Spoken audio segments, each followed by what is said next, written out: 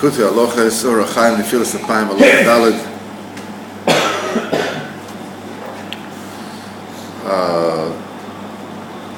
We are holding by Seif Tesvav, which is 15, page 410.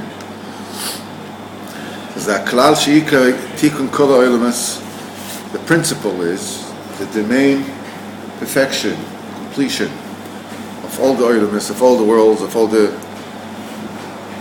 physical and spiritual realms,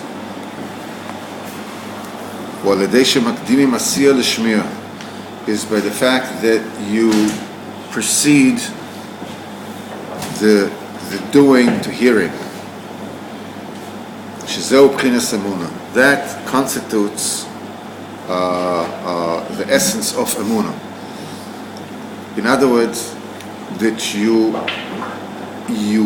proceed to do all the mitzvahs with great simcha based on emunah alone, even though we don't understand any reason for it. It is dafka through this, doing this, and I was doing the mitzvah b'simcha, that you're zeicher to go up until you manage to bring about the bracha of the seichel and to fix and arrange the anchor and the disciplining factor, which is the kesem.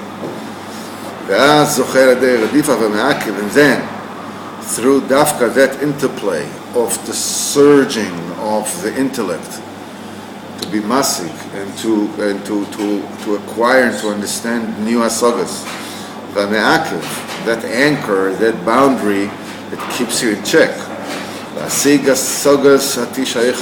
Then you can get the asaga of the 9 faculties, the 9 chambers.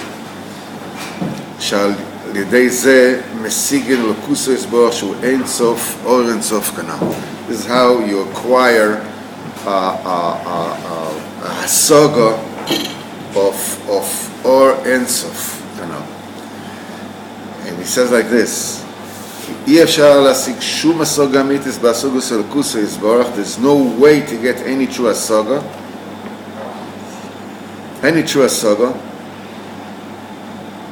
except by acquiring that stopping mechanism. It's like you see pictures of the sun. The only way that you can get pictures of the sun is you have filter that is strong enough to block out most of the light of the sun, because the sun is so strong that it blacks out, it totally blinds any kind of sight, because the eye doesn't have the capacity, to miniaturize, to constrict the light of the sun and to contain it. So you need to have a filter, you need to have a filter that will hold off most of the light of the sun, and will only let through the amount of light that the eye can handle. When we were kids, when there was Likutei Chama, when there's a what do you call the sun eclipse. When there was eclipse, so what we used to do, we didn't have these fancy glasses. So we used to take a sheet of glass, and put it over a candle, and blacken it. Go ahead, let it rip. And blacken it over a candle, and this you can put against the sun. And then you can see, on the black, where usually you can't see through, then you'll be able to see, the shape of the eclipse. The same thing is over here. The keser is that filter. The mind wants to see. The mind just wants to see. The mind wants to see, but the mind wants to see. It's the warning of going with the nishma before the nasa is very much like the warning that they say to all the people, that they say there's going to be the most complete eclipse in, I don't know, in 28 years or 99 years, everybody, northern of Indonesia will be able to see it at this, and they have a warning, do not look at the eclipse with binoculars.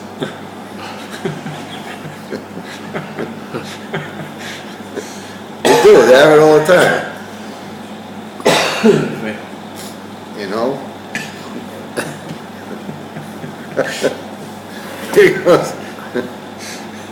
You try to see the eclipse with binoculars.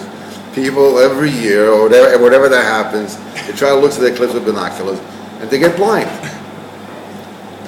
It doesn't take more than a split second. Boom.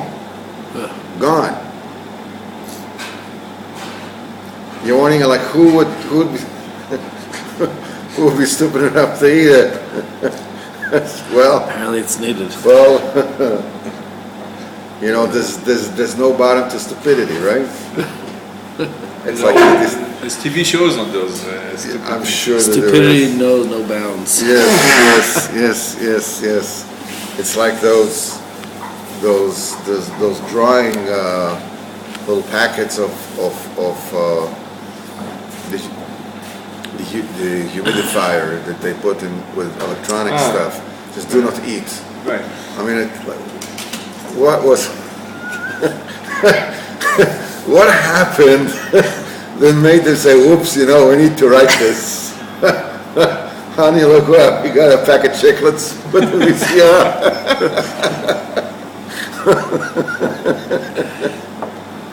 What was that? So anyhow. So trying to be masik d'or Ein Sof is like looking at an eclipse with binoculars. There's no real asoga and asoga selakus except through koich hamsada v'yashav, that filter that stops the moichin, that holds back the moichin, and that is the thing that enables the essential asoga of or Ein Sof, knas mate v'lo mate, of getting it and not getting it. And which makes the Teisha Yichlim. זה הכוח של המסדר והמיישב, אין זוכים כימר דיעשייה ועובדה דייקה. There's דווקא you need to do. You need to do. And we said it the last time that this tachlis, the only one was zoicha, this is really the true tzaddikim. That even though everybody knows tachlis idea shalom neida, but nobody really knows what that means except somebody actually holds there. And when you hold this, it says the idea and the head of the idea is everything is one. Because it is, and we spoke about this the last time, we said that mati v'lo mati is not, mati is one thing, you get one thing, and you don't get is another thing, which is no, this is, the two of them are, are one thing. In regular hasagas, or it's either you get it or you don't get it. If you're able to explain it, like the Brisker Rebbe used to say, if your explanation is lacking, your understanding is lacking. And any inability to explain denotes inability in the understanding. So either you get it or you don't get it. That's the usual, the 1 and 0, the two modes, Dafka in quantum computers, the new generation of computers, the 1 and 0 are one thing. They can do countlessly whatever, more, whatever it is. The get it and not get it are one thing. And there's no way to get this, to grasp this, unless you hold it. And we spoke about that for each person there is, even though the true mati v'lo mati is only the true tzaddikim can get there. But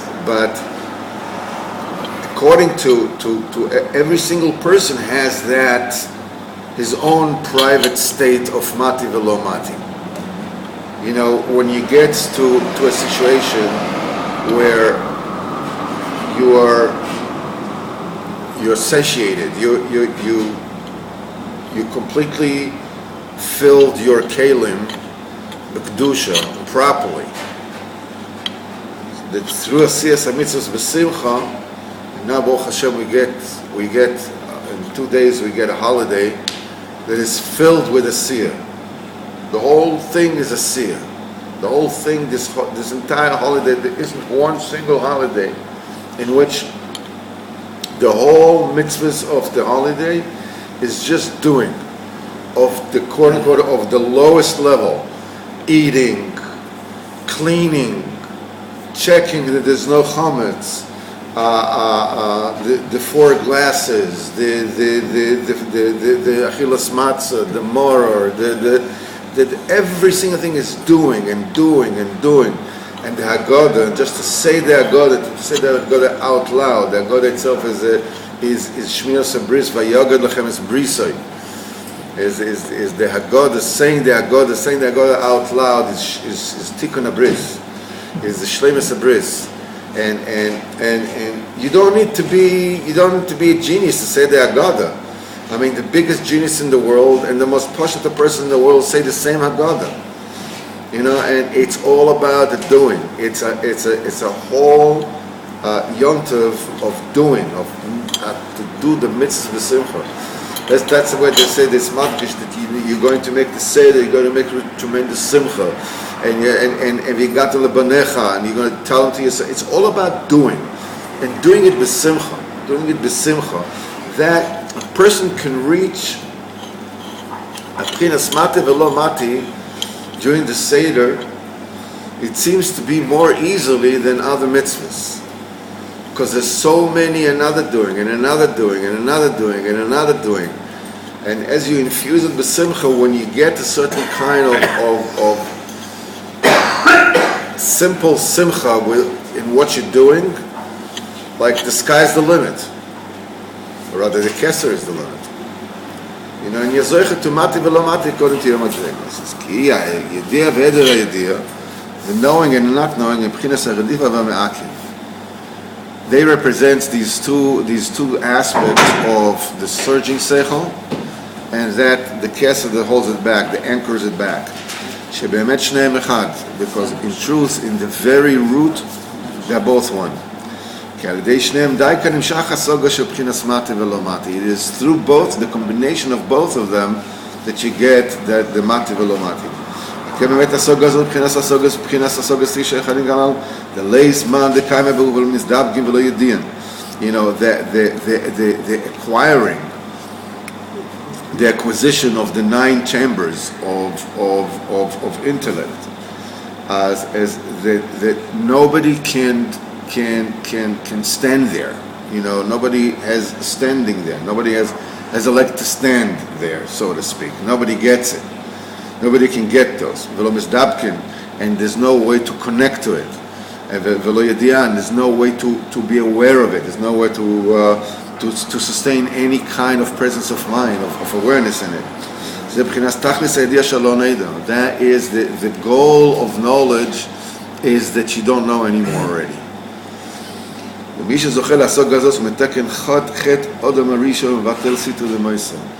minute you get that, the instant you get that, you are rectifying the initial sin of Adam Arishon, according to your Bechina. This is heavy duty stuff. You're mesaken chet Adam Arishon, mevatel sitra de moisa. You cancel out the side of death. That's the sitra achara, that's the other side. You killed out the kfiris. They look to calculate things. Let me understand. Let me figure it out. I need to figure this out. Let's talk. It doesn't play. Let's talk about it. Yeah, that's exactly right. It's like let's make a meal. We'll talk about it. Who am I? What am I? And the Chacham comes to all the kfiris. That comes from the damage of Etz Hadas. That was the main thing. The serpent told him, if you eat it, you'll be as smart as God, and this and the. What are you listening to him? That's why they said that Hashem asked Adam Arishon, why did you listen? Why did you eat? Then he asked Chava, why did you eat? He didn't ask the snake, why did you tempt them? Chazal says, why didn't he ask the snake, why did you tempt them? He said, well, because the snake had an answer. He didn't answer. He would have an answer. Oh, yeah, he had an answer. He says, Divrei Rav Talmud, Divrei Mishanim. If the Rav tells you one thing and his Talmud tells you another thing, who do you listen to? You shouldn't have listened to me. It's a good taina. He would have said this particular taina is, is finita la commedia. The comedy is over. Show's over, everybody out of the water, we're closing the pool. Finished. So it says, didn't even get into and you're not ma'apich the schus of a mesis you don't get into it at all. Because as Rashi said, Elokim asas Odom Yoshom. As Rashi says, the Hashem made men straight, and they looked for a lot of of reasonings, calculations. This is spoken about the Chet of Adam Arishon. The main Chet of Adam Arishon was that he looked in what the Madam the Lohavel Rishul, he didn't have any permission to look at it, as the Kodesh says. Why? Because he still wasn't Zeicha to Misak in the Koach HaMesadav HaMiyashav. He didn't have the constricting mechanism, he didn't have the filter in place. He tried to look at the sun. He had to refrain from cooking up his mind in a saga, and not run after and try to investigate in something that doesn't have a reshus, doesn't have permission. Just believe in Hashem Yisboch. The mitzvah, Kodesh Baruch Hu told him, don't eat from Etz Hadas, don't eat, period. And he transgressed it, and he thought after Kodesh Baruch Hu. He had a hearer. He was like, he didn't trust the Kodesh Baruch Hu in the sense that and it's a very important point. It's a very, very important point, because we have to know that the Chet Adam Arishon exists within each and every one of us, and that Chet of Adam Arishon, that propensity that got Adam Arishon to fail what he failed was that we suspect Hashem that He's not fully on our side.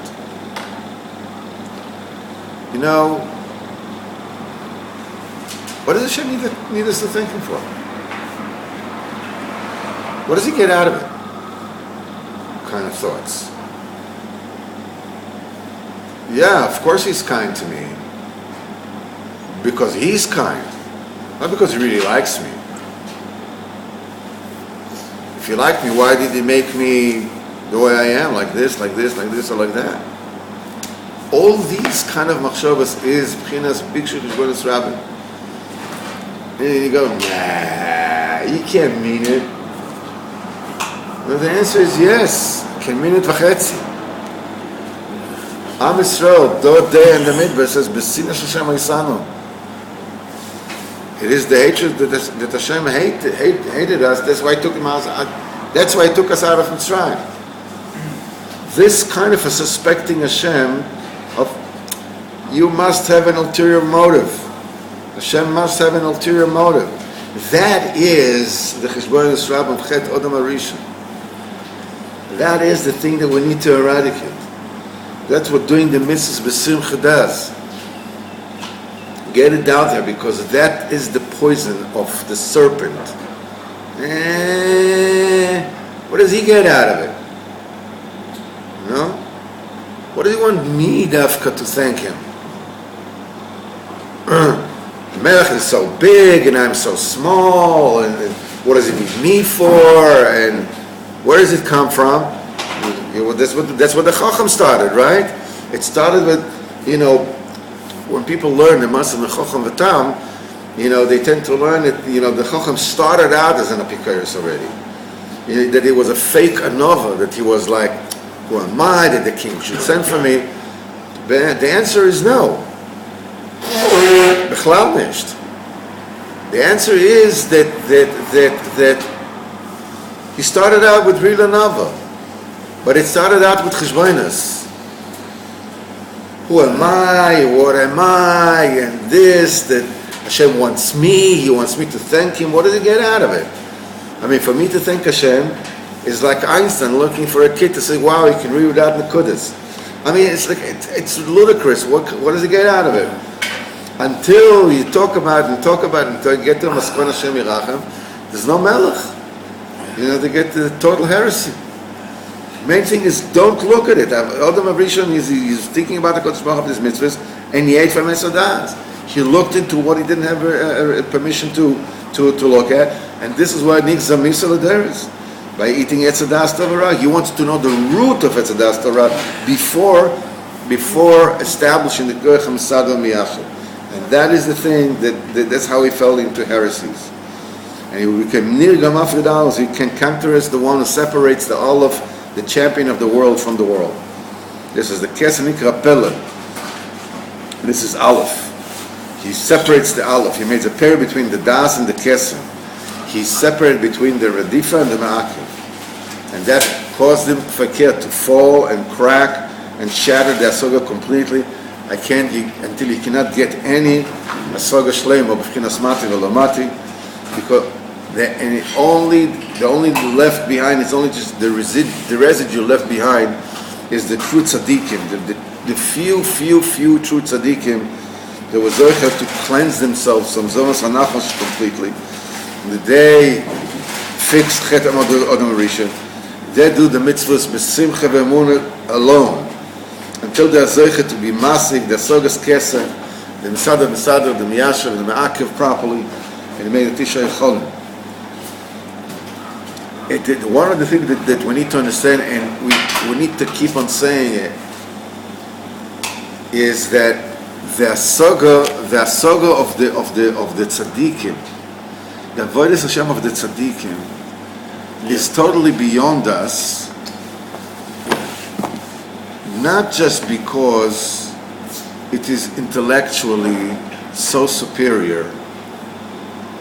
If you're looking to intellectual superior, just go to any astrophysicist and you get somebody talking about things that you don't have a hope on earth to understand, to grasp whatever it is he's talking about. But because their simplicity, their emunah, and they're doing the mitzvahs b'simcha,